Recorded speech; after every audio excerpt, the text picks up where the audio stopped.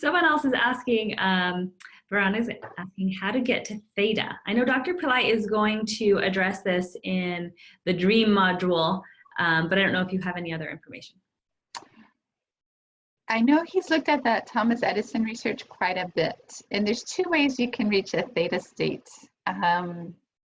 One is that when you're sleeping at night, if you set some sort of sound or alarm that triggers your beta or your mundane thinking, if you can wake yourself up from the deep delta state from when you're sleeping and trigger a dream state, and you gain the ability to enter into dreams at will, or if you're dreaming at night, you can reach theta. You can also reach theta, though, as Edison was trying, when you're awake and you want to shut down that logical overactive mind, and you want to enter that epiphany, those epiphany states of mind, and that super creative state. You can do it the way Thomas Edison did, which was he sat in a relaxed state, and he would be working all day at the lab. So he was working, going through science, his equations, experiments, and he would get stuck. So he would take a break, he would go sit in a chair, be very quiet, so his brain, and he would start to forget about all his work.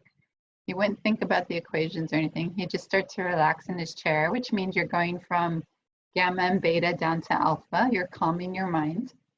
And then he would allow himself to get drowsy and drowsier and drowsier and quieter. And then he would start to kind of allow his mind to go into this, you know, kind of fantasy remuneration kind of frame of mind.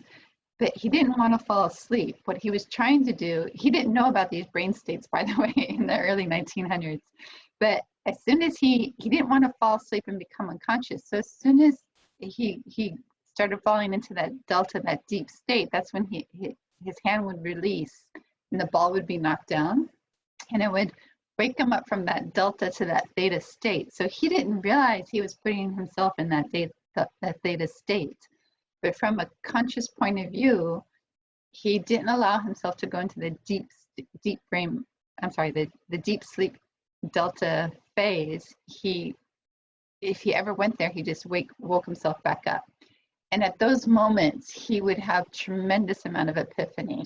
And he used this frequently to kind of come up with a lot of his inventions and connections.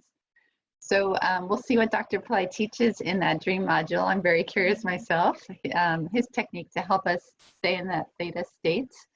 So you can access it from both ways, from at night when you're sleeping and from your waking consciousness coming back to the theta.